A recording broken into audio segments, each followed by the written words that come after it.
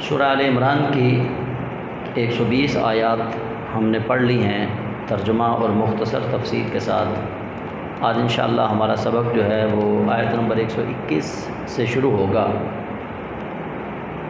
سب سے پہلے تھوڑا سا ایک مضمون سمجھ لیں کہ جو آج ہم آیات پڑھیں گے ان آیات میں اللہ تعالیٰ نبی کریم صلی اللہ علیہ وآلہ وسلم کے جانثار صحابہ کی بات بیان فرما رہا ہے۔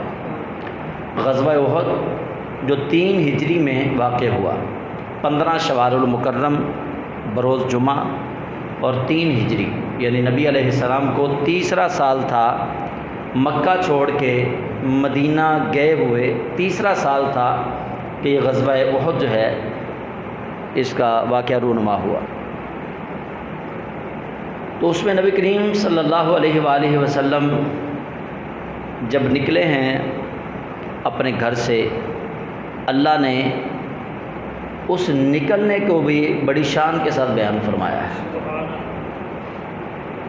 ورنہ عمومی طور پہ آپ سمجھتے ہیں کہ ہماری 1965 کی جو جنگ لگی ہے وہ جنگ بیان کر دی جاتی ہے، یا 1965 سے پہلے جنگ آزادی کو آپ دیکھ لیں، لیکن کسی بھی سپہ سالار کا، کسی بھی کمانڈر ان چیف کا آپ کو گھر سے نکلنا نہیں بتایا جائے گا۔ یہ باتیں سیکرٹ رکھی جاتی ہیں، ان کو پرائیویسی سمجھا جاتا ہے، سیکیورٹی کے پیش نظر نہیں بتایا جاتا کہ کمانڈر ان چیف کہاں پہ تھا۔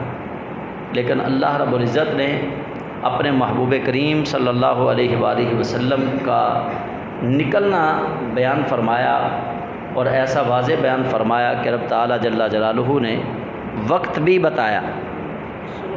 صبح نکلے تھے، دوپہر نکلے تھے یا شام کو نکلے تھے؟ فرمایا وَإِذْ غَدَوْتَ مِنْ أَهْلِكَ تُبَوِّئُ الْمُؤْمِنِينَ مَقَاعِدَ لِلْقِتَالِ۔ وَإِذْ غَدَوْتَ، اور جب صبح آپ نکلے، من أَهْلِكَ، اپنے گھر سے۔ وہ گھر کون سا تھا؟ وہ حجرہ ام المومنین عائشہ صدیقہ تھا۔ کہ اللہ رب العزت نے ام المومنین سیدہ عائشہ صدیقہ رضی اللہ تعالیٰ عنہ کے گھر سے حضور سید عالم کے نکلنے کو بیان فرمایا۔ وَإِذْ، اور یاد کیجئے جب غدوتا، صبح صبح، وَإِذْ غَدَوْتَ مِنْ أَهْلِكَ، جب آپ اپنے گھر سے صبح کے وقت نکلے، کس نیت کے ساتھ؟ تُبَوِّئُ الْمُؤْمِنِينَ، کہ آپ بٹھائیں مومنوں کو، مقاعد للقتال، ان کے مورچوں میں لڑائی کے لیے۔ جب آپ صبح صبح اپنے گھر سے نکلے، کس لیے؟ کہ آپ مومنوں کو ان کے مورچوں میں بٹھا دیں۔ تم نے فلاں رہنا ہے، فلاں جگہ پہ بیٹھنا ہے، تم نے فلاں جگہ پہ بیٹھنا ہے، تم نے فلاں جگہ پہ بیٹھنا ہے۔ اب جو احد پہاڑ ہے، جو گئے ہیں انہیں معلوم ہے، میرا خیال ہے کہ 1-2 کلومیٹر کے فاصلے پر ہے، زیادہ سے زیادہ 2 یا 3 کلومیٹر ہوگا، اس سے زیادہ نہیں ہے، وہ بالکل قریب ہے۔ تو گویا اللہ رب العزت نے نبی رحمت صلی اللہ علیہ وآلہ وسلم جس گھر سے نکلے ہیں اس کو کہا من اہلکا، آپ اپنے اہل و عیال میں سے جب نکلے، اپنے اہل میں سے جب نکلے، اپنے خاندان میں سے جب نکلے، اپنے گھر میں سے جب نکلے، تو گیا اللہ رب العزت جل مجدہ الکریم اپنے پیارے حبیب صلی اللہ علیہ وآلہ وسلم کا نکلنا بھی بیان فرما رہا ہے، ساتھ ساتھ ام المومنین سیدہ عائشہ صدیقہ رضی اللہ تعالیٰ عنہ کے حجرے کی عظمت بھی بیان فرما رہا ہے۔ میں اس کو عظمت کیوں کہہ رہا ہوں؟ اب جب رسالت مآب صلی اللہ علیہ وآلہ وسلم نکلے ہوں گے تو اس سے پہلے وحی الہی کا ظہور ہوا ہوگا یا نہیں ہوا ہوگا؟ وحی نازل ہوئی ہوگی تو اللہ کے محبوب کریم علیہ السلام نکلے ہیں، بغیر وحی کے حضور نہیں نکلے۔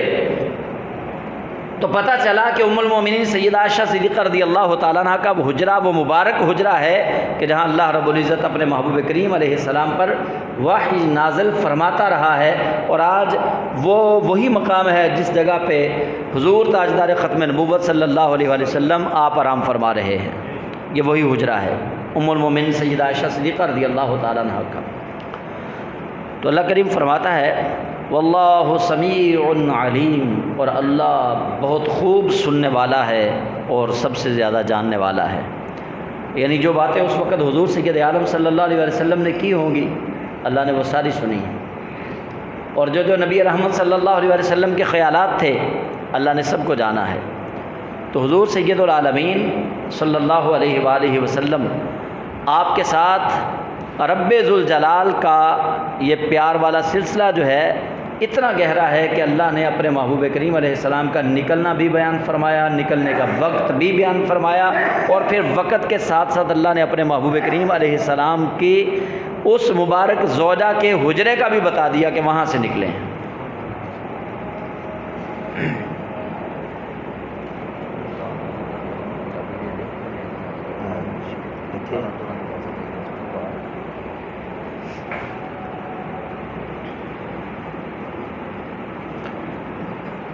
رب ذوالجلال دوسری آیت میں اللہ کریم ارشاد فرماتا ہے، آیت نمبر 122 میں، اذ ہمت، جب ارادہ کیا، طائفتان، تم میں سے دو گروہوں نے، منکم، تم میں سے، ان تفشلا، کہ وہ بزدلی دکھائے، بزدلی دکھائے، وہ نامردی دکھائے، وہ بھاگیں۔ یہاں سے شیعہ حضرات جو ہیں وہ حضرات صحابہ کرام کی توہین کا پہلو مراد لیتے ہیں۔ اس آیت سے، سورہ آل عمران کی آیت نمبر 122 سے شیعہ حضرات صحابہ کی نامردی کو بیان کرتے ہیں، ان کی بزدلی کو بیان کرتے ہیں، لیکن اللہ کا قرآن صحابہ کے ساتھ ایسے اللہ کے انعام و اکرام کا ذکر فرما رہا ہے کہ آپ سنیں گے تو آپ کی عقل دنگ رہ جائے گی۔ اللہ کریم نے کیا فرمایا؟ رب فرماتا ہے، اذ ہمت طائفتان منکم ان تفشلا۔ ہوا کچھ یوں کہ جب یہ قافلہ نکلا نا تو یہ 1000 تھے نبی علیہ السلام کے ساتھ والے لوگ، ان میں عبداللہ ابن ابی منافق بھی شامل تھا، چونکہ وہ بظاہر کلمہ پڑھتا تھا، اور نبی علیہ السلام ابھی مدینہ طیبہ میں تشریف لائے ہوئے 3 سال تھا، 2 سال کمپلیٹ ہوئے تھے۔ تو عبداللہ ابن ابی کو بھی نبی علیہ السلام نے اس مشاورت میں شامل کیا، اس سے بھی پوچھا، لیکن اس نے یہ کہا کہ ہم مدینے میں رہ کے، مدینے کے اندر رہ کے جنگ لڑیں، باہر نہ نکلے مدینے سے۔ نبی علیہ السلام کا بھی یہی ارادہ تھا۔ اب بات آپ نے توجہ سے، پوری توجہ سے سننی، نبی علیہ السلام کا بھی یہی ارادہ تھا کہ مدینے کے اندر رہ کر جنگ لڑی جائے، اور منافقوں کے سردار عبداللہ ابن ابی کا بھی یہی ارادہ تھا کہ جنگ مدینے کے اندر رہ کے لڑی جائے۔ لیکن جو انصار اور مہاجر، جو نوجوان صحابہ تھے، ان کے اندر جوش و خروش اتنا تھا، وہ کہتے تھے یا رسول اللہ ہم باہر نکل کے جنگ لڑیں، ان کو باہر نکل کے مزہ چکھائیں۔ تو نبی کریم صلی اللہ علیہ وسلم نے ان صحابہ کے جوش، جذبے کو اور غیرت ایمانی کو دیکھتے ہوئے اللہ کے محبوب کریم علیہ السلام نے فرمایا چلے ٹھیک ہے، ہم باہر نکل کے احد کے مقام پہ جا کے لڑتے ہیں۔ حضور نے ان کی بات مانی۔ اب یہاں میں ایک بات آپ لوگوں کو یاد کروانا چاہتا ہوں۔ ارادہ، جو نیت نبی پاک کی تھی، وہی رئیس المنافقین عبداللہ ابن ابی کی تھی۔ حضور کی کیا نیت تھی کہ مدینے کے اندر رہ کے لڑا جائے۔ عبداللہ ابن ابی منافقوں کے سردار کی کیا نیت تھی کہ مدینے کے اندر رہ کے لڑا جائے۔ اب منافقوں کے سردار کی اور نبیوں کے سردار کی جو اس وقت نیت تھی، جو مشورہ تھا، دونوں کا برابر ہو گیا۔ ایک تو بات یہ یاد رکھیے گا۔ دوسرا، غزوہ بدر کے بعد، یہ 2 ہجری میں ہوئی غزوہ بدر، جب 70 کافر جو ہیں وہ قیدی بنا لیے گئے، قیدی بن کے حضور کی بارگاہ میں آئے، تو نبی کریم صلی اللہ علیہ وسلم نے پوچھا، فرمایا اب کیا کیا جائے؟ تو سب سے پہلے حضرت عمر فاروق نے کہا یا رسول اللہ ان کی گردن اڑا دی جائے، جتنے قید ہو کے آئے ہیں نا ان کو قتل کیا جائے۔ اب نبی کریم صلی اللہ علیہ وسلم، ارادہ آپ کا بھی یہی تھا، لیکن آپ نے رائے پسند کی حضرت ابوبکر صدیق کی اور فدیہ لے کے ان کو چھوڑا۔ ادھر عبداللہ ابن ابی منافقوں کا سردار ہے، اس کے ساتھ رسول اللہ کا ارادہ مل گیا تو عبداللہ ابن ابی مردود ٹھہرا۔ ادھر منافقوں کی بات ہے اور ادھر غزوہ بدر میں دیکھیں گے تو حضرت عمر فاروق کی بات ہے۔ اللہ کریم جل جلالہ نے نبی کریم صلی اللہ علیہ وسلم کو دیا گیا جو مشورہ سیدنا عمر فاروق کا تھا، اس کو اللہ تعالیٰ نے اتنا پسند فرمایا، رب نے فرمایا ہونا تو یہی چاہیے تھا جو عمر نے کہا ہے کہ ان کے سر تن سے جدا ہونے چاہیے تھے، ان کے خون سے زمین کو بھر دینا چاہیے تھا، ہونا یہی چاہیے تھا۔ گویا اللہ کریم جل جلالہ اپنے محبوب کی امت پوری کو بتا رہا ہے کہ لوگوں، جو منافق تھا اس کے مشورے کو اللہ نے فوقیت کوئی نہیں دی۔ جو منافق تھا عبداللہ ابن ابی، گویا وہ رسول اللہ کی مجلس میں موجود تھا، مشورہ اس نے بھی وہی دیا جو رسول کا مشورہ تھا، لیکن اللہ کریم نے عبداللہ ابن ابی منافق کی منافقت کو دیکھتے ہوئے اللہ نے اس کے مشورے کی پرواہ کوئی نہیں کی، اور عمر فاروق کا ایمان اتنا تگڑا تھا، اللہ نے عمر فاروق کے مشورے کو ایسی اہمیت دی، رب نے قرآن میں آیت نازل فرمائی کہ ہونا یہی چاہیے تھا۔ گویا اللہ کریم منافق اور مومن میں فرق کو واضح فرما رہا ہے۔ یہ ان لوگوں کے لیے جو سیدنا عمر فاروق رضی اللہ تعالیٰ عنہ کو نعوذ باللہ منافقین کی لسٹ کے اندر نعوذ باللہ شامل کرتے ہیں، ہم تو الحمدللہ ان کو تگڑا ایمان والا مانتے ہیں۔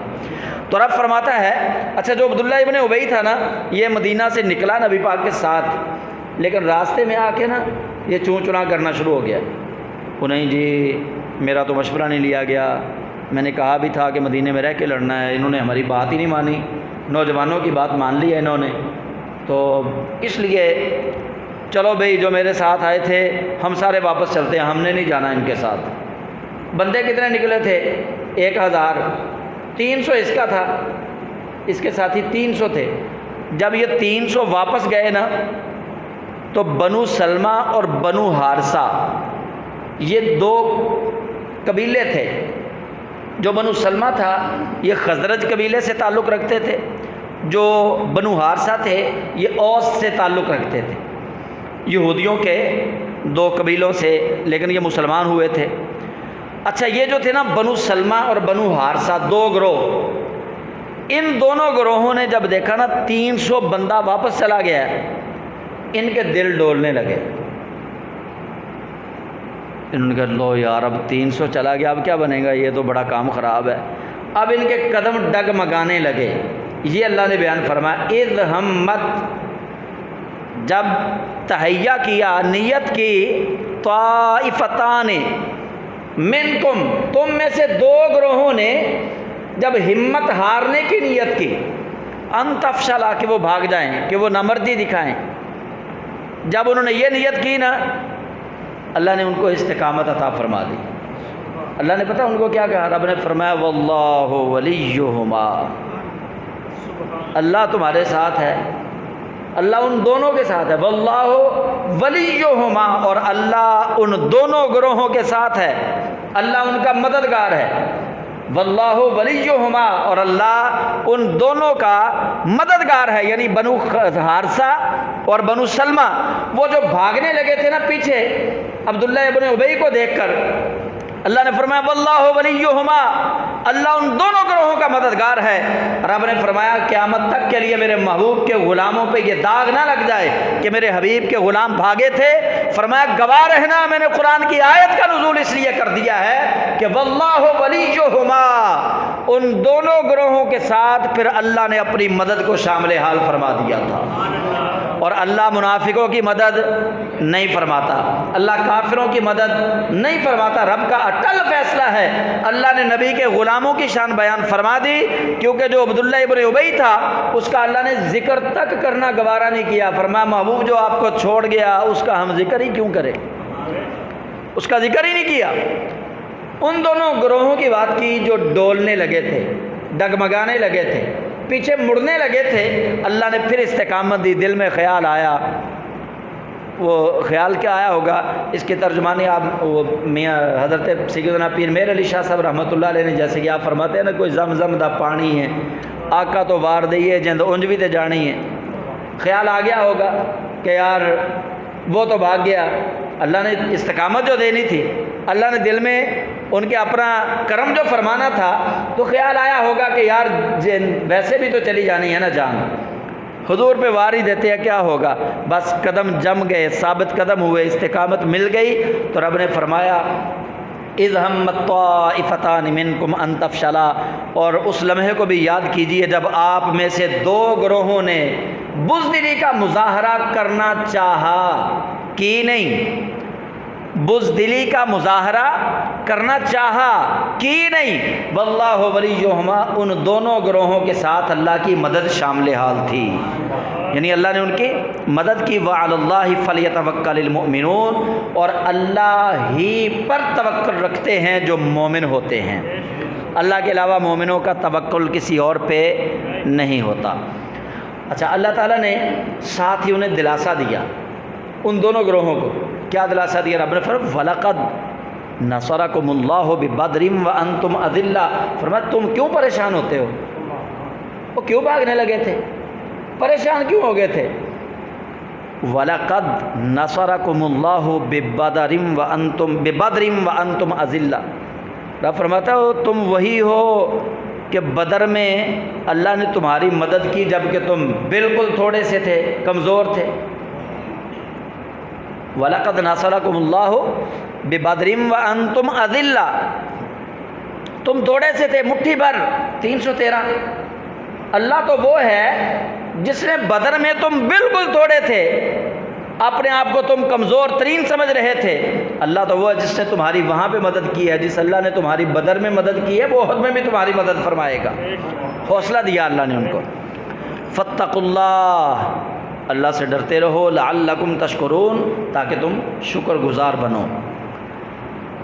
پھر نبی کریم صلی اللہ علیہ وسلم نے ان سے پوچھا، جب وہ گھبرائے ہوئے تھے نا تو نبی کریم علیہ السلام نے ان سے پوچھا، جب حضور نے ان سے پوچھا تو اللہ نے پھر جبریل کو بھیجا، فرمایا جبریل جیسے جیسے میرا محبوب پوچھ رہا ہے نا ویسے ویسے قرآن کی آیت نازل کر دے، جیسے جیسے محبوب نے پوچھا ہے۔ حضور نے کیا پوچھا؟ الَإِن يَكْفِيَكُمْ، یہ حضور نے پوچھا ان سے۔ اللہ فرماتا ہے اِذْ تَقُولُ، اور جب محبوب آپ نے ان سے کہا، جب آپ نے ان سے پوچھا الَإِن لِلْمُؤْمِنِينَ، جب آپ نے مومنوں سے پوچھا الَإِن يَكْفِيَكُمْ أَن يُمِدَّكُمْ رَبُّكُمْ بِثَلَاثَةِ آلَافٍ مِّنَ الْمَلَائِكَةِ مُنزَلِينَ، کیا تمہیں یہ چیز کافی نہیں ہے؟ الَإِن يَكْفِيَكُمْ، کیا تمہیں یہ کافی نہیں کہ اللہ کریم تمہاری مدد فرمائے 3000 آسمان سے اترنے والے فرشتوں کے ساتھ، کیا تمہیں یہ کافی نہیں ہے؟ حضور ان کو پوچھ رہے تھے، صحابہ کی جماعت سے، پریشان ہو گئے نا، 300 بندہ بھاگ گیا پیچھے، عبداللہ ابن ابی کا گروہ، تو جو پیچھے صحابہ پریشان تھے تو نبی علیہ السلام نے ان سے پوچھا، فرمایا الَإِن يَكْفِيَكُمْ أَن يُمِدَّكُمْ رَبُّكُمْ بِثَلَاثَةِ آلَافٍ مِّنَ الْمَلَائِكَةِ مُنزَلِينَ، کیا تمہیں یہ چیز کافی نہیں کہ اللہ آسمان سے 3000 فرشتے بھیج کے تمہاری مدد فرمائے؟ حضور ان سے پوچھ رہے تھے صحابہ سے، اللہ نے پتہ کیا جواب دیا؟ فرمایا بلا، اللہ نے کہا بلا، کیوں نہیں؟ اللہ نے جواب دیا بلا، کیوں نہیں؟ ان تصبروا وتتقوا، او میرے محبوب کے یارو، اگر تم نے صبر کر لیا، اگر تم مجھ سے ڈرتے رہے، وَيَأْتُوكُم مِّن فَوْرِهِمْ هَٰذَا، تو وہ جو تم پہ آئیں گے نا ہم ان سے بھی پہلے فوراً تمہاری مدد کر دیں گے۔ وہ جو دشمن تم پہ حملہ آور ہوں گے نا، وَيَأْتُوكُم مِّن فَوْرِهِمْ هَٰذَا، ان کے آنے سے پہلے ہم تمہاری مدد کریں گے، ان کے حملہ آور ہونے سے پہلے ہم تمہاری مدد کریں گے۔ مدد بھی کیسے کریں گے؟ فرمایا میرے محبوب نے کہا نا 3000، اللہ فرماتا ہے بِخَمْسَةِ آلَافٍ مِّنَ الْمَلَائِكَةِ مُسَوِّمِينَ، 5000 ایسے فرشتے جن کو میں نشان لگا کر بھیجوں گا، نشان لگے ہوئے 5000 فرشتوں سے تمہاری مدد کروں گا۔ اور پھر اللہ کریم نے مدد کی، وہاں پہ رب تعالیٰ نے مدد کی۔ وہ 3000 تھے، کفار و مشرکین 3000 تھے، لیکن صحابہ کتنے تھے؟ 700۔ 1000 آئے تھے، 300 منافقین نکل گئے، پیچھے رہ گئے 700۔ تو صحابہ کرام علیہم الرضوان کی مدد پھر اللہ نے کی، آنے واحد میں کایا پلٹی۔ وہ 3000 جو تھے گاجر اور مولی کی طرح کٹ رہے تھے، صحابہ ان کو ایسے مار رہے تھے کہ صحابہ کہتے ہیں کہ جس طرح گاجر اور مولی کو کاٹتے ہیں، جس طرح سبزی کاٹتے ہیں، اس طرح ہماری تلواریں ان کی گردنوں کو کاٹ رہی تھیں۔ اور وہ یہ رہا تھا کہ اللہ کے وہ جو 5000 فرشتے تھے وہ صحابہ کی مدد کے لیے شامل حال تھے۔ اب یہاں ایک اور بات آپ کو میں سمجھانا چاہتا ہوں۔ اللہ نے کہا، اللہ نے شرط لگائی، بلا، رب نے فرمایا کیوں نہیں، فرشتے بھیجیں گے ہم، ان تصبروا وتتقوا، رب نے فرمایا 2 شرطیں ہیں، 2 کام تم کر لو نبی کے یارو، نبی کے صحابہ، 2 کام تم کر لو، میں 5000 فرشتہ بھیجوں گا۔ وہ 2 کام کون سے تھے؟ فرمایا ان تصبروا، اگر تم صبر کرو، وتتقوا، اور اگر تم تقوی اختیار کرو تو بھیجوں گا۔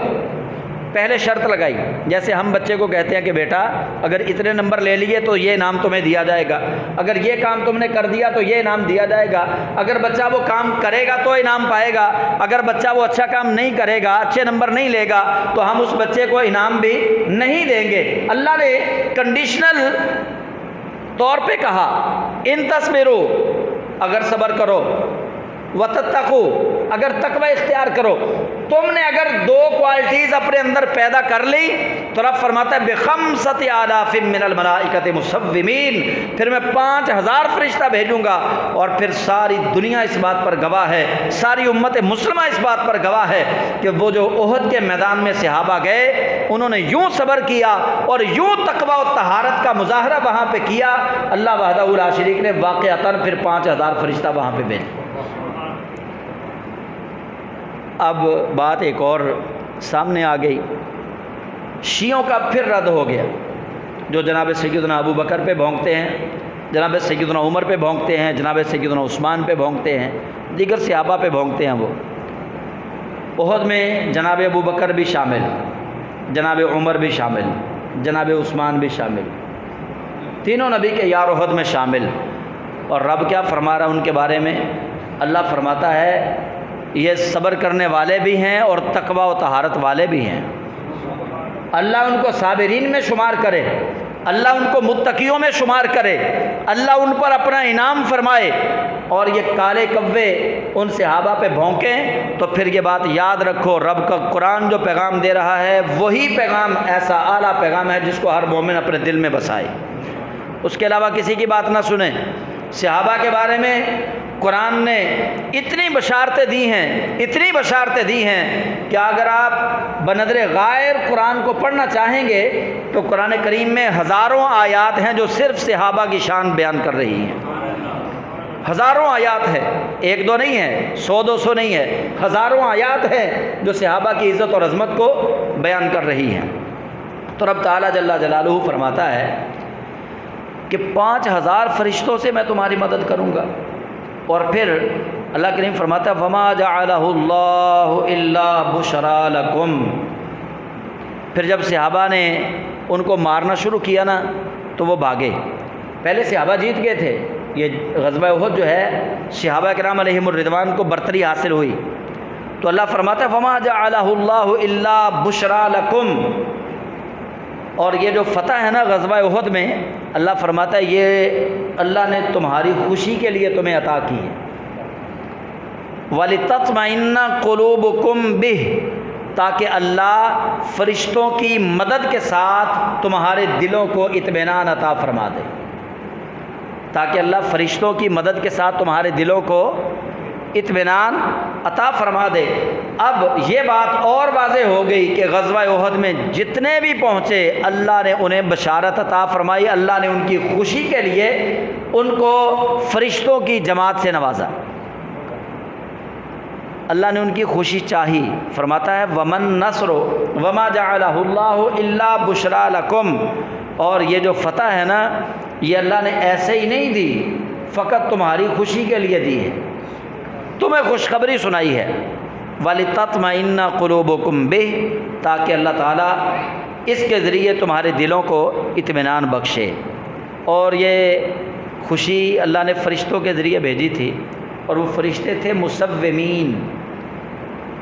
2 طرح کے فرشتوں کا ذکر ہے، فرمایا بثلاثۃ آلاف من الملائکۃ منزلین، اور دوسری جگہ پہ فرمایا بخمسۃ آلاف من الملائکۃ مسومین، 3000 فرشتوں کا ذکر کیا تو فرمایا منزلین، پے در پے لگاتار اترنے والے، اور 5000 فرشتوں کا ذکر کیا تو فرمایا مسومین، نشان لگا کے بھیجے گئے فرشتے۔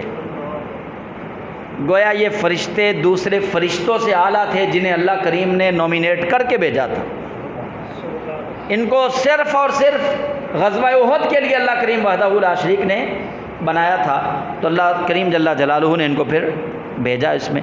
تو مسلمانوں کو فتح ہو گئی، اور وہاں یہ منظر بھی دیکھنے کو ملا۔ حضرت قتادہ رضی اللہ تعالیٰ عنہ وہ رسول اکرم صلی اللہ علیہ وسلم کے جانثار ساتھیوں میں سے تھے۔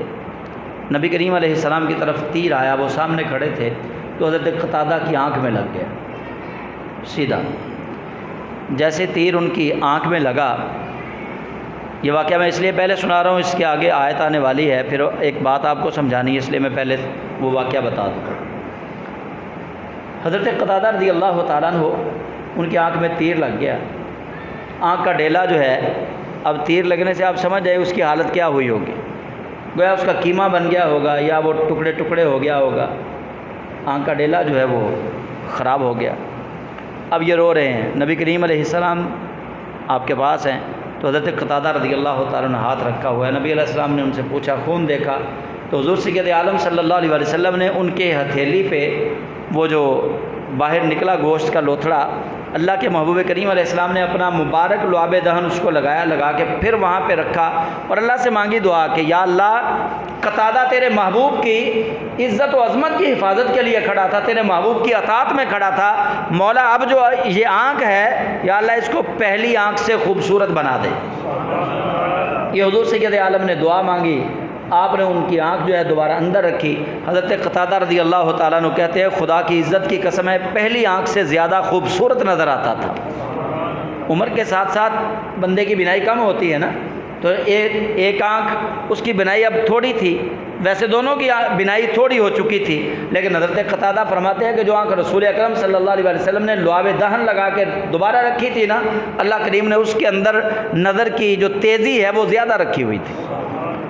ایک تو یہ یاد رکھیے گا، اور دوسرا پھر یہ یاد رکھیے گا، وہاں حضرت حارثہ تھے، ایک ان کی والدہ آ گئی نبی پاک کے پاس۔ غزوہ احد میں حضرت حارثہ صحابی تھے، یہ شہید ہو گئے۔ یہ صحیح بخاری کے اندر یہ حدیث موجود ہے جو میں آپ کو سنانے لگا ہوں۔ حضرت حارثہ شہید ہوئے، والدہ بڑی پریشان ہے، نبی پاک علیہ السلام کی بارگاہ میں آ گئی، عرض کی یا رسول اللہ صلی اللہ علیہ وسلم، میرا بیٹا حارثہ آپ کے ساتھ احد میں گیا تھا لڑنے کے لیے، وہاں شہید ہو گیا ہے، مجھے بتائیے اگر تو میرا بیٹا جنت میں ہے پھر تو میں خوشی کا اظہار کروں، اگر میرا بیٹا جنت میں نہیں ہے، اس کو جنتیوں والا مقام نہیں ملا، پھر میں اپنے بیٹے کے لیے ماتم کروں، پھر میں اپنے بیٹے کے لیے بین کروں، روؤں، چیخوں، چلاؤں، اپنا گریبان پھاڑوں۔ ان الفاظ کا ترجمہ ہے یہ۔ حضرت حارثہ کی والدہ رسول اکرم کی بارگاہ میں کہتی ہے اگر میرا بیٹا جنتی ہے تو میں خوشی کا اظہار کروں، اگر میرا بیٹا جنتی نہیں ہے تو پھر میں اپنے بیٹے کے لیے روؤں، چیخوں اور چلاؤں۔ صحابی کی والدہ کا یہ سوال بتا رہا ہے کہ جنتیوں پہ چیخا اور چلایا نہیں جاتا، جنتیوں پہ بین نہیں کیا جاتا، جنتیوں پہ ماتم نہیں کیا جاتا۔ اگر جنتیوں پہ ماتم کیا جانا جائز ہوتا تو صحابی کی والدہ رسول اکرم سے یہ سوال ہی نہ کرتی۔ صحابی کی والدہ کہتی آقا اگر وہ جنتی ہے پھر میں خوشی کا اظہار کروں، اگر وہ جنتی نہیں ہے پھر میں روؤں، چیخوں، چلاؤں، بین کروں، پیٹوں، اپنا گریبان پھاڑوں۔ نبی کریم علیہ السلام آپ مسکرائے، آپ نے فرمایا حارثہ کی والدہ پریشان کیوں ہوتی ہو، اللہ کی ایک جنت نہیں ہے، تیرا بیٹا اللہ کی سب سے بہترین جنت الفردوس کے اندر ہے، تیرا بیٹا اللہ کی سب سے بہترین جنت جنت الفردوس کے اندر ہے۔ جنت الفردوس وہ جنت ہے جس میں میرے اور آپ کے کریم نبی صلی اللہ علیہ وسلم تشریف فرما ہوں گے۔ اور یہاں پہ میں ایک تصحیح بھی کروانا چاہتا ہوں، بہت سارے ہمارے دوست ائمہ حضرات خطباء وہ دعا مانگتے مانگتے کہہ دیتے ہیں یا اللہ فوت ہونے والے کو جنت الفردوس میں اعلیٰ مقام عطا فرما، جنت الفردوس میں اعلیٰ مقام عطا فرما۔ بھائی جنت الفردوس میں اعلیٰ مقام رسول اکرم کا ہے، جنت الفردوس ویسے ہی اعلیٰ جنت ہے۔ اللہ کی تمام جنتوں میں بہترین جنت جنت الفردوس ہے، اور جنت الفردوس میں اعلیٰ مقام صرف رسول اکرم کے پاس ہے۔ اس لیے بس جب بھی دعا مانگیں یہ دعا مانگا کرو کہ یا اللہ جنت الفردوس عطا فرما۔ بس جس کو جنت الفردوس مل گئی سمجھ لو اس کو رسول اکرم صلی اللہ علیہ وسلم کا ساتھ مل گیا۔ تو حضرت حارثہ ان کی والدہ نے رسول اکرم سے سوال کیا، اللہ کے حبیب علیہ السلام نے ان کا ٹھکانہ بتا دیا۔ صحیح بخاری کے اندر یہ روایت موجود ہے۔ اب اس بات سے اندازہ لگا لیجئے کہ اللہ نے اپنے محبوب کو کتنا عظیم الشان علم غیب عطا فرمایا ہے، کتنا عظیم الشان اللہ نے علم غیب عطا فرمایا، کیونکہ صحابہ کو نہیں پتا تھا۔ حضرت ابوبکر صدیق وہاں موجود تھے، حضرت عمر وہاں موجود تھے، مولا علی وہاں موجود تھے، حضرت عثمان غنی وہاں موجود تھے، حضرت ابو ہریرہ وہاں موجود تھے، بہت سارے جلیل القدر صحابہ وہاں موجود تھے۔ حضرت حارثہ کی والدہ رسول اکرم سے پوچھتی ہیں کہ یا رسول اللہ میرا بیٹا جنت میں ہے یا جہنم میں ہے؟ اب آپ بھی سمجھتے ہیں جنت اور جہنم اس کا فیصلہ تو قیامت کے بعد ہونا ہے، کون جنت میں جائے گا کون جہنم میں جائے گا، یہ جنت قیامت کے میدان میں یہ فیصلہ ہونا ہے۔ پھر اس کے بعد جنتیوں نے جنت میں چلے جانا ہے، جہنمیوں نے جہنم میں چلے جانا ہے۔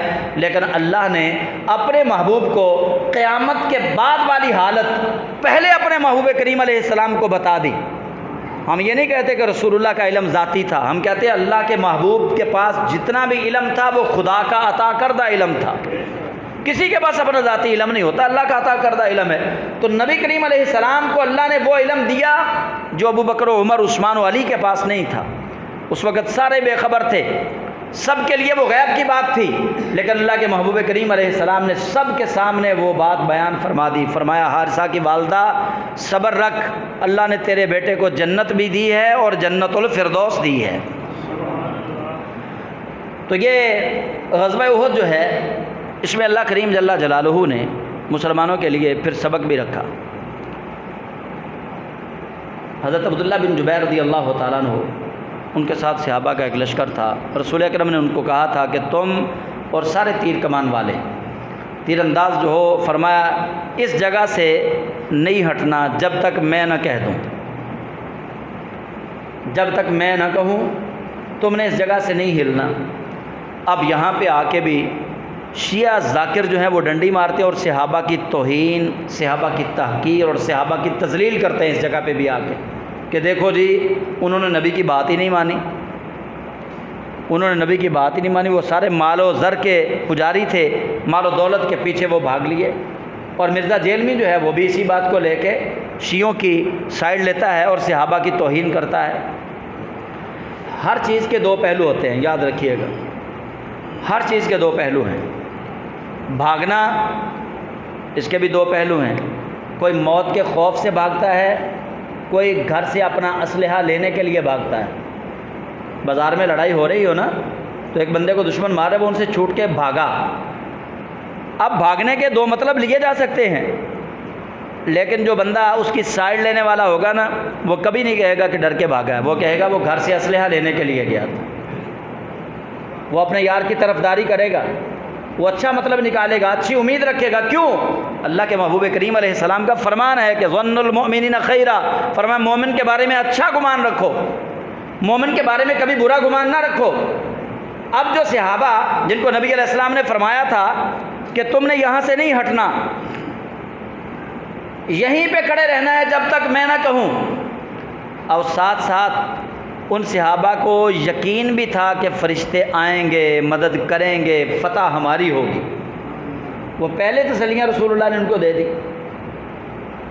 ان صحابہ کو اس کو کہتے ہیں اجتہادی خطا، کہ قرآن کی کسی آیت کے مطابق خود سے مطلب نکال کے اس پر عمل کر لینا، یا حدیث رسول کا مطلب خود سے اخذ کر کے اس کی تسلی میں کوئی ایسا کام کر لینا کہ جس سے منع کیا گیا تھا۔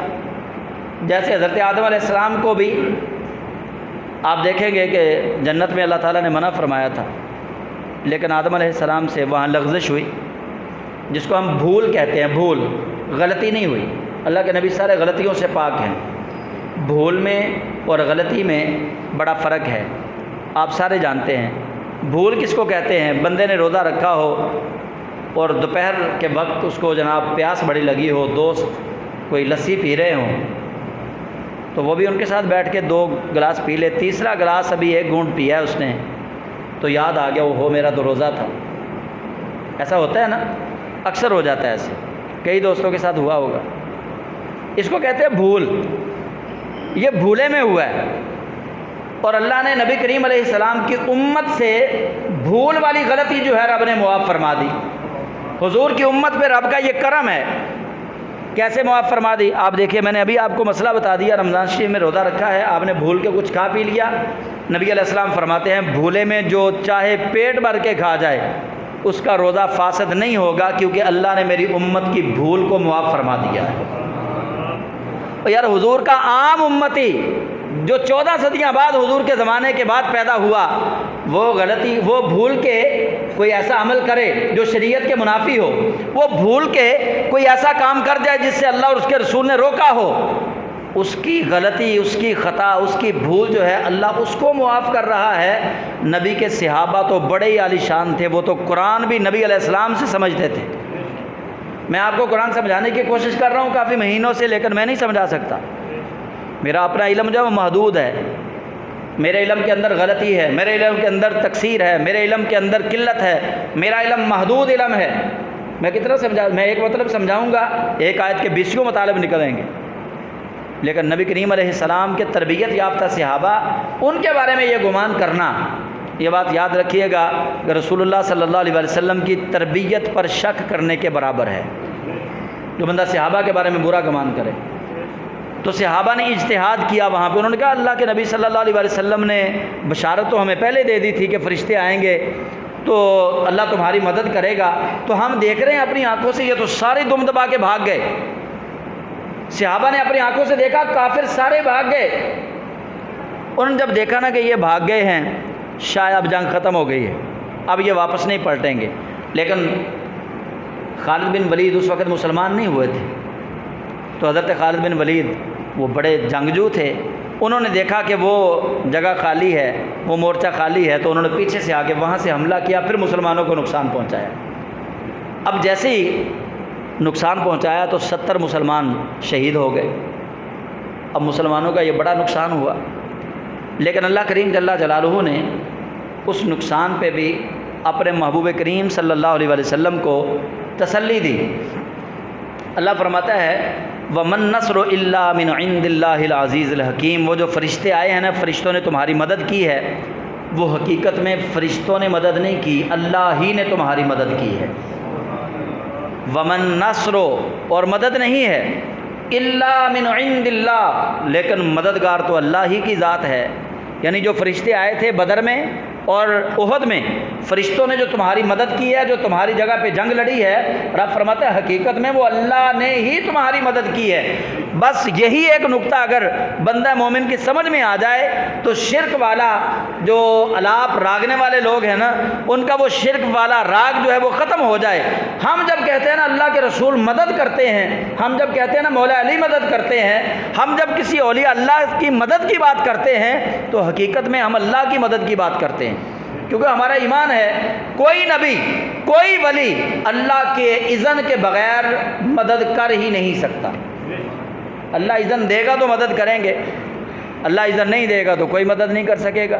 یہاں بھی فرشتوں کو اللہ نے بھیجا ہے، جب اللہ کسی کی مدد نبی کے ذریعے کروانا چاہے تو امتی کو کیا اعتراض ہے؟ اللہ کسی کی مدد فرشتوں سے کروانا چاہے تو ہمیں کیا اعتراض ہے؟ اللہ کی کسی کی مدد ولی کے ذریعے کروانا چاہے تو ہمیں کیا اعتراض ہے؟ ہمیں اس آیت پہ یقین رکھنا ہے کہ وَمَن نَّصْرُ إِلَّا مِنْ عِنْدِ اللَّهِ الْعَزِيزِ الْحَكِيمِ، اور حقیقی مدد تو اللہ ہی کی طرف سے ہے جو غالب حکمت والا ہے۔ اور اللہ کریم فرماتا ہے کہ لِيَقْطَعَ طَرَفًا مِّنَ الَّذِينَ كَفَرُوا، یہ اللہ نے کافروں کا ایک حصہ کاٹ دیا ہے۔ لِيَقْطَعَ، قطع کر دیا ہے، کاٹ دیا ہے۔ طَرَفًا مِّنَ الَّذِينَ كَفَرُوا، کافروں کی ایک طرف، کافروں کا ایک حصہ اللہ نے کاٹ دیا ہے۔ او یکبتہم، یا اللہ نے یوں سمجھ لو کہ ان کو اللہ نے ذلیل کر دیا ہے، فینقلبوا خائبین، اور وہ اپنے گھروں کو لوٹیں گے تو وہ ناکام ہو کر لوٹیں گے۔ اللہ کہہ رہا ہے کافر ناکام ہو کر لوٹیں گے، شیعہ کہہ رہا ہے صحابہ کو شکست ہو گئی۔ اب آپ مجھے بتا دیں ہم نے بات کس کی ماننی ہے؟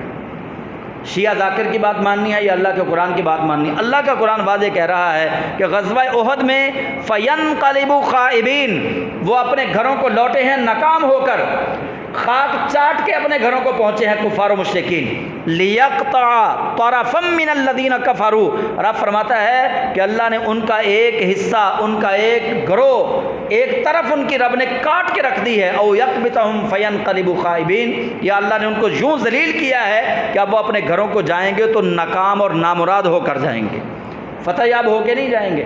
اللہ نے تو یہ بات کی ہے۔ پتہ نہیں شیعوں کے مولویوں کو کہاں سے سمجھ آ جاتی ہے کہ صحابہ کو شکست ہوئی ہے وہاں پہ۔ اب جو دو واقعات میں نے آپ کو سنائے، ایک حضرت قتادہ کی آنکھ رسول اللہ نے جوڑی، دوسرا میں نے آپ کو بتایا کہ حضرت حارثہ جنت الفردوس میں تھے تو رسول اللہ نے صحابہ کو بتایا۔ ان کو ذہن میں رکھ کے اگلی آیت سنیے گا، لیس لک من الامر شیء۔ یہاں سے بہت سارے خارجی ذہن ملا نبی کریم صلی اللہ علیہ وسلم کے بے اختیار ہونے کا اعلان کرتے ہیں۔ مرزا جیلمی بھی یہی کہتا ہے، وہ کہتا ہے دیکھو اللہ کہتا ہے کہ اے محبوب آپ کے ہاتھ میں تو چیز ہی کوئی نہیں، آپ کو تو میں نے اختیار دیا ہی کوئی نہیں۔ لیسا، اب میں ایک ایک لفظ کا آپ کو ترجمہ سناتا ہوں۔ لیسا نہیں، لاکا تیرے لیے، من الامر امر میں سے، کام میں سے، شیئن کچھ بھی، تیرے لیے اس کام میں سے کچھ بھی نہیں ہے۔ دوسرے لفظوں میں پنجابی میں آپ کو سمجھا دوں، اللہ فرماتا سونیا چھڑ دے یہ تیرا کام نہیں۔ یہ پنجابی والا جملہ آپ یاد رکھ لیں۔ رب نے وہاں کہا محبوب یہ تیرا کام نہیں، یہ تیرے وس دی گل نہیں، تو چھڑ دے۔ یہ جو جملہ ہے کہ یہ اب آپ کے ہاتھ میں نہیں، یہ میرے ہاتھ میں ہے۔ آپ کا جگری دوست لڑ رہا ہو اور اس کو کوئی نقصان پہنچا دے، اس کو کوئی نقصان پہنچائے، آپ اس کو پکڑ لیں، یا آپ اس وقت اس کے لیے کوئی تدبیر کریں یا سوچیں کہ اب میں نے اس کا کرنا کیا ہے، یا آپ اس کو اس وقت کہہ رہے ہوں کہ اب تیرا حشر تو دیکھنا میں کیا کرتا ہوں، یا آپ اس کے لیے بد دعا کر رہے ہوں، تو آپ کا دوست آ جائے اور وہ کہے کہ نہیں اب اس کا فیصلہ آپ نے نہیں کرنا، یہ فیصلہ میں کروں گا کہ آپ کے دشمن کو سزا دینی کیا ہے۔ میں نے پہلے آپ کو کہا کہ ہر چیز کے، ہر بات کے دو پہلو ہیں۔ محبوبات نکتہ چینی جڑا کرنوں باز نہیں ہوندا، اصل منافق جانی اس نوں جڑا جھوٹا پیار جتاوندا۔ تے سانو دسیا عشق دے مفتی جڑا مڑ مڑ اے فرماوندا آدم جتھے دل لگ جاوے اوتھے عیب نظر نہیں ہوندا۔ جس کا دل رسول اللہ سے لگ چکا ہے، جس کے دل میں واقعتاً حضور بس گئے، اس کو اپنے نبی میں کبھی عیب نظر نہیں آ سکتا۔ جس نے زبان سے کلمہ پڑھا ہے، جو اوپر سے رسول اکرم صلی اللہ علیہ وسلم پر فدا ہونے کی بات کرتا ہے، اس کو کبھی نبی میں کوئی خامی نظر آئے گی، کبھی نبی میں کوئی خامی نظر آئے گی۔ لیکن الحمدللہ ہم تو وہ ہیں کہ ہمیں اللہ بھی بے مثل و بے مثال نظر آتا ہے، اور اللہ کا شاہکار محمد عربی بھی بے مثل و بے مثال نظر آتا ہے۔ ہم کہتے ہیں اللہ بے مثال ہے، اللہ نے محبوب بھی بے مثال بنایا ہے۔ تو اللہ نے جب نبی کریم علیہ السلام کے دندان مبارک زخمی ہوئے، وہاں پہ خون مبارک نکلا، وہاں کیا منظر تھا؟ نبی علیہ السلام آپ کے وہ ایک روایت میں آتا ہے پتھر اتنی زور سے لگا کہ رسول اکرم صلی اللہ علیہ وسلم شدت غم کی وجہ سے لڑکھڑائے۔ بتقاضا بشری، آپ بشر تھے، آپ لڑکھڑائے، گرنے لگے، نیم بے ہوشی کی حالت میں آپ گرنے لگے۔ پھر رسول اکرم صلی اللہ علیہ وسلم بے ہوش ہو گئے۔ اللہ کے محبوب کریم علیہ السلام کو جب ہوش آیا تو نبی کریم علیہ السلام نے کی بد دعا ان لوگوں کے لیے جنہوں نے رسول اکرم صلی اللہ علیہ وسلم کو زخمی کیا، آپ کا خون نکالا۔ آپ نے جب بد دعا کی نا تو اللہ نے فرمایا لیس لک من الامر شیء۔ جس کے پاس تفسیر ہے وہ گھر جا کے پڑھ لے۔ جب رسول اللہ نے ان کے لیے بد دعا کی، اللہ نے فرمایا لیس لک من الامر شیء، اے محبوب ان کو تو چھوڑ دے، ان کا فیصلہ میں کروں گا۔ اب یہ تیرے ہاتھ میں نہیں ہے، اب ان کو آپ چھوڑ دیں۔ اب اللہ کریم جل جلالہ نے کسی پہ کرم کیا، وہ خالد بن ولید جو کفار و مشرکین کی طرف سے اللہ کے دین کے دشمن بن کے آئے، رب تعالیٰ نے کرم یہ کیا کہ حضرت خالد بن ولید کو پھر اسلام کی دولت سے مالا مال کیا، وہ مسلمان ہو گئے۔ فرمایا محبوب آپ چھوڑ دیں، ان کے بارے میں آپ فکر مند نہ ہو، لیس لک من الامر شیء، ان میں سے کوئی چیز آپ کے ہاتھ میں نے نہیں دی، اب آپ چھوڑیے ان کے معاملے کو، آپ چھوڑ دیجیے۔ محبوب اب میں فیصلہ کروں گا کہ ذلیل کر کے کس کو مارنا ہے اور کس کو اسلام کے اندر داخل کر کے اس کے ہاتھوں سے ان کو مروانا ہے۔ پھر وہی لوگ تھے، ابو سفیان مسلمان ہو گئے، حضرت خالد بن ولید مسلمان ہو گئے، تو جناب یہ وہی لوگ تھے جو غزوہ احد میں رسول اللہ کے مقابلے میں آئے، اور پھر بعد والے غزوات کو آپ دیکھیں گے تو پتہ چلے گا وہ کچھ لوگ تھے جو غزوہ احد میں نبی کے خلاف تھے، وہ سامنے آتے ہیں تو اب وہ اپنا دشمن حضرت خالد بن ولید کو پاتے ہیں۔ اب حضرت خالد بن ولید رسول اللہ کی طرف سے کھڑے ہیں، تو یہاں یہ کہنا کہ نبی کے ہاتھ میں کچھ نہیں ہے، اللہ نے نبی کو اختیار ہی کچھ نہیں دیا، تو پھر میں نے آپ کو پہلے واقعہ سنایا، متفق علیہ روایت ہے کہ حضرت قتادہ کی آنکھ کا ڈھیلا تیر کی وجہ سے وہ ٹکڑے ٹکڑے ہو گیا۔ اللہ کے محبوب کے اگر ہاتھ میں کچھ نہیں تھا تو رسول اللہ نے ہاتھ پہ رکھ کے لعاب لگا کے دوبارہ جوڑا کیسے؟ اگر آپ کے ہاتھ میں کچھ نہیں تھا تو آپ نے پھر اس ڈیلے کو جوڑا کیسے؟ یہ بات نہیں ہے کہ اللہ نے اپنے محبوب کے ہاتھ میں دیا کچھ نہیں، اللہ نے بے اختیار نبی نہیں بنا کے بھیجا کبھی بھی۔ یار میرے استاد محترم علامہ سید اسد صاحب رحمۃ اللہ علیہ فرمایا کرتے تھے کہ چلیو اللہ نے تے ایک ایسا جو جڑا نا انہوں بے اختیار نہیں بنایا، تسی امام الانبیاء دیاں گلاں کردے ہو۔ ساڈے کول تے کوئی چوکی انچارج بن کے آ جائے نا، وہ بے اختیار نہیں ہوندا، انہوں پورے علاقے دا اختیار دے کے بھیجیا جاتا ہے۔ اللہ نے تے اپنے محبوب نو وما ارسلناک الا رحمۃ للعالمین فرما کے بھیجا ہے۔ حضور کو تو رب نے عالمین کے لیے رحمت بنا کر بھیجا، اگر وہ رحمت بانٹنے والے ہیں تو پھر تو اختیارات دے کر بھیجا ہے۔ یا تو پھر یہ مانو کہ وہ رحمت بانٹنے والے نہیں ہیں، یا پھر یہ مانو کہ اللہ نے واقعتاً ان کو اختیارات عطا فرما کے بھیجا ہے۔ تو رب فرماتا محبوب لیس لک من الامر شیء او یتوب علیہم او یعذبہم، آپ ان کو چھوڑ دیں، ان میں سے کس نے توبہ کرنی ہے وہ بھی ہم پر ہے، کس کو عذاب دینا ہے وہ بھی ہم پر ہے۔ فإنہم ظالمون، یہ بات تو پکی ہے انہوں نے آپ کے دندان مبارک شہید کر کے ظلم تو کیا ہے۔ فإنہم ظالمون، پس بے شک ظلم تو انہوں نے کیا ہے۔ وَلِلَّهِ مَا فِي السَّمَاوَاتِ وَمَا فِي الْأَرْضِ، اور اللہ ہی کے لیے ہے جو کچھ ہے آسمانوں میں اور جو کچھ ہے زمینوں میں۔ يَغْفِرُ لِمَن يَشَاءُ وَيُعَذِّبُ مَن يَشَاءُ، وہ جس کو چاہے بخش دے، جس کو چاہے عذاب دے۔ وَاللَّهُ غَفُورٌ رَحِيمٌ، اور اللہ بہت ہی بخشنے والا مہربان ہے۔ تو یہ یہاں پہ 4 رکوع جو ہیں وہ پورے ہو گئے۔ 129 آیات جو ہیں سورہ آل عمران کی ہم نے پڑھ لی۔ اللہ تعالیٰ اپنے محبوب کے صدقہ ہم سب کو قرآن کریم کو سمجھنے کی اور لوگوں تک یہ پیغام پہنچانے کی توفیق عطا فرمائے۔ آمین۔ وآخر دعوانا ان الحمد للہ رب العالمین۔